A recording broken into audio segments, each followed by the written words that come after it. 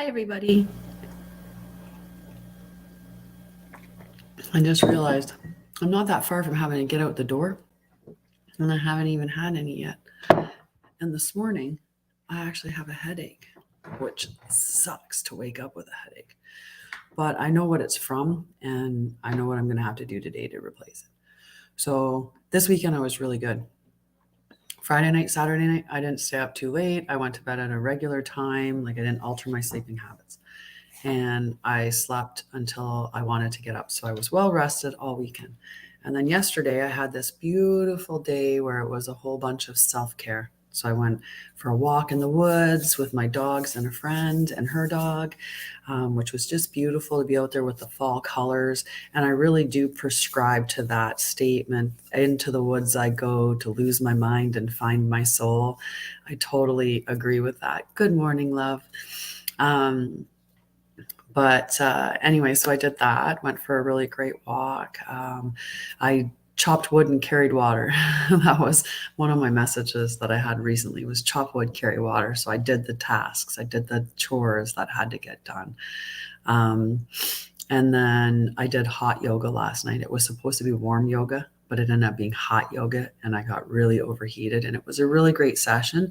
But then I came home and I had a ton of things that I wanted to wrap up before I went to bed last night.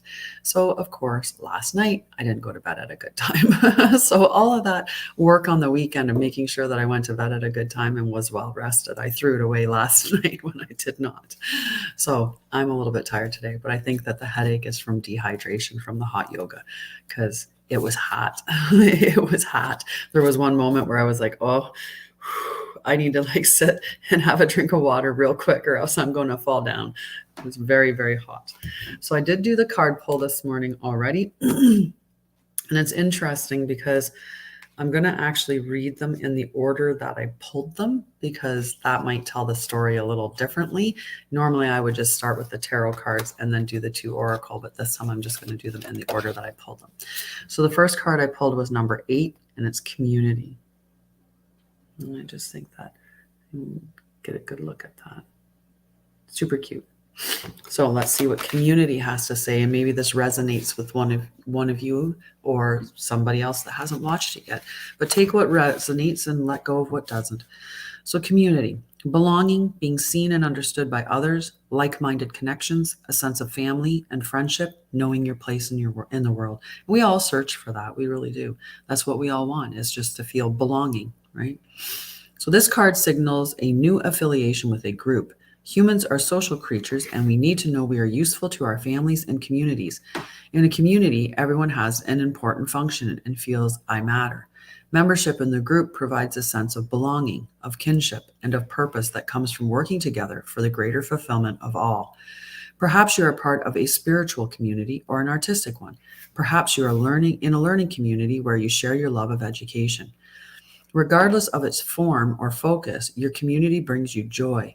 You will be inspired by it and want to contribute to it. Your contribution may be as small as showing up or as large as becoming its leader. No matter your position in the group, your presence is needed. And it is. We're all vital. We all have different skills and attributes.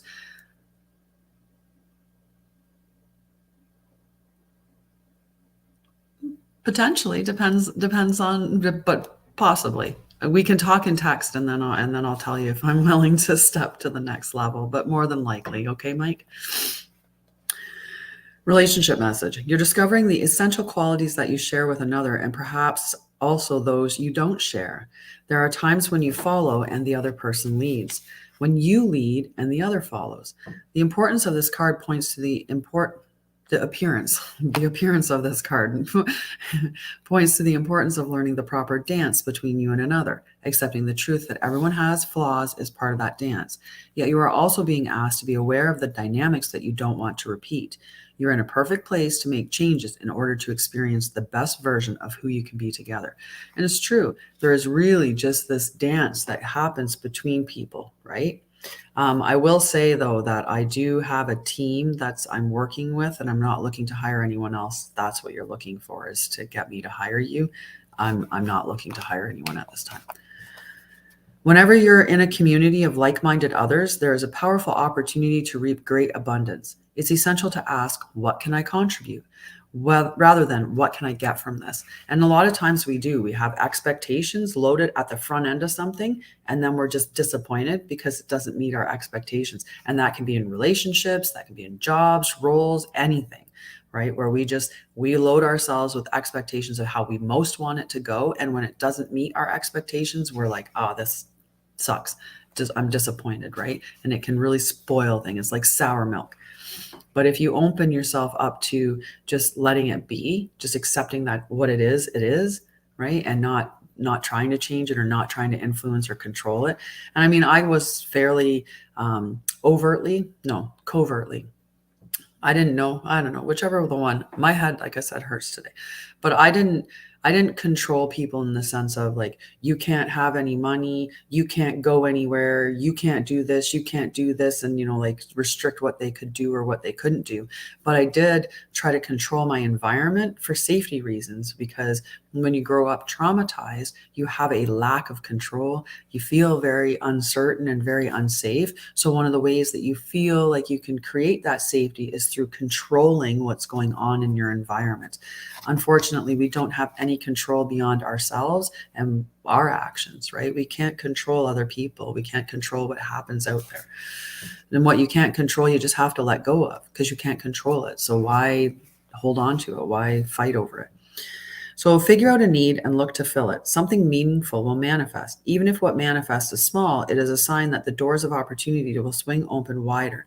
There is another meaning of this card to consider.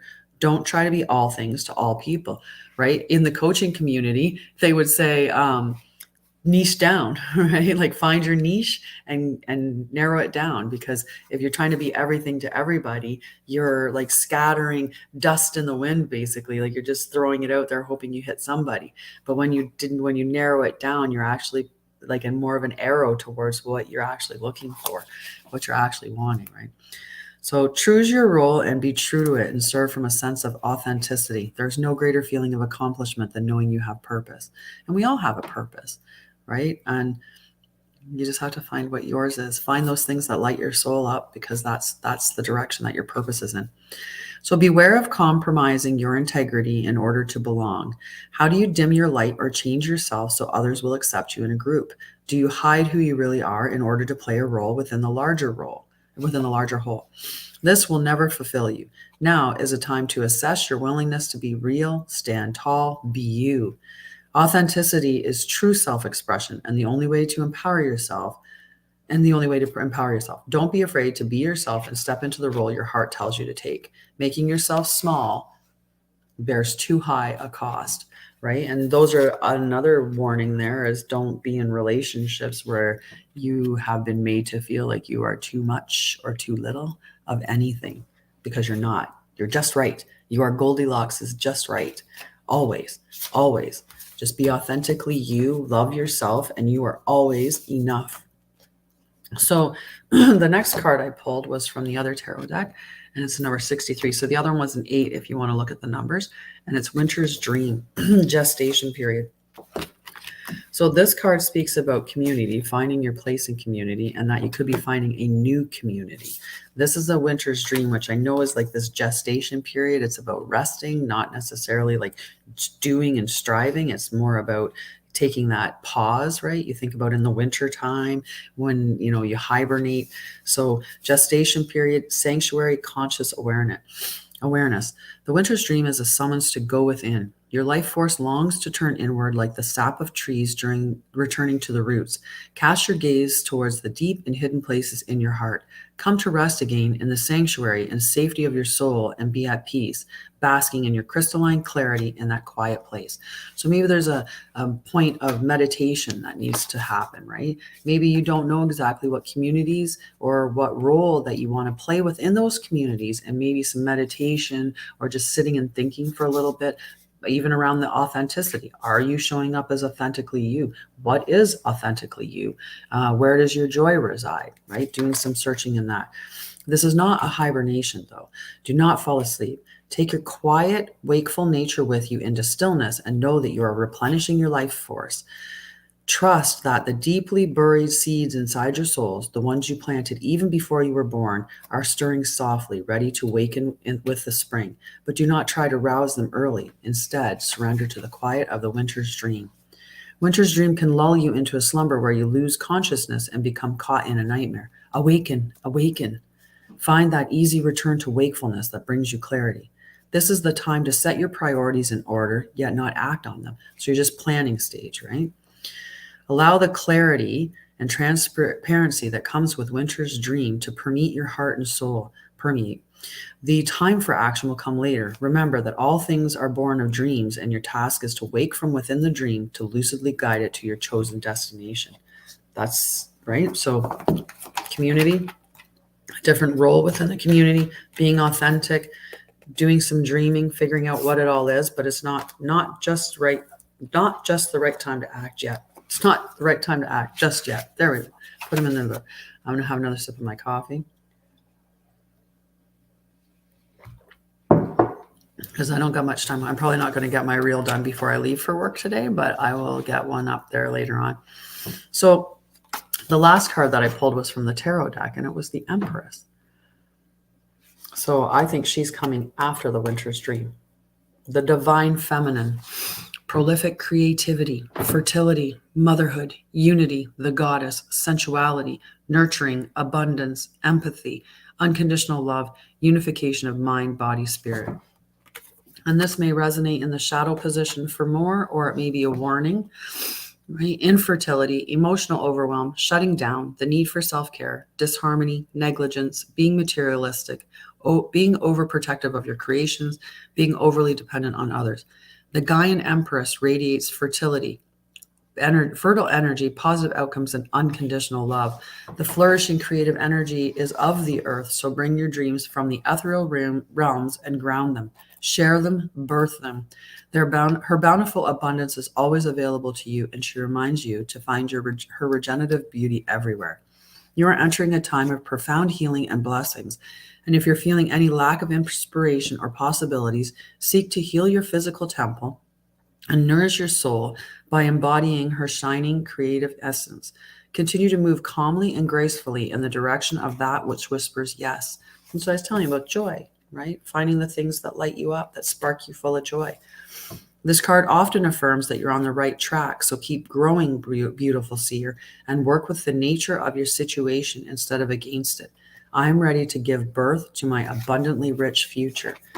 So I think that's like a really good message, right? Is that, and maybe that's the way that it is, right? Right now you're in that gestation period. You're thinking and you're figuring it out, right? You're trying to figure out what things light you up, what things, feed your soul, what things, you want to put into action, and they're going to involve community, right? And it's your role within the community, figuring out where you belong and how you're going to show up, right? And the best way that we show up is as ourselves authentically. There doesn't need to be two of me. There doesn't need to be two of you. There just needs to be one of us, and that's enough, right? And we're always enough. And I just think that that's a beautiful message. So I don't know who this is resonating with the most about this. Maybe you've already found a community that you're newly becoming a part of, and you're not quite sure how to show up in that community. So you need to take a moment of reflection to sit and think about how you show up authentically. And you need to, in part of that will be to go within and to find those things that light you up and bring you joy, because that's what you need to birth to the world, is that authentic piece of you that no one else can. Okay. But anyway, I love you guys. I'm going to hop off because maybe, just maybe, I will be able to get that reel done, and maybe, just maybe, get to work on time. That'd be really nice. But I'm definitely going to drink some more of this before I head out the door. I love you, and I'll see you guys soon. Have a great day.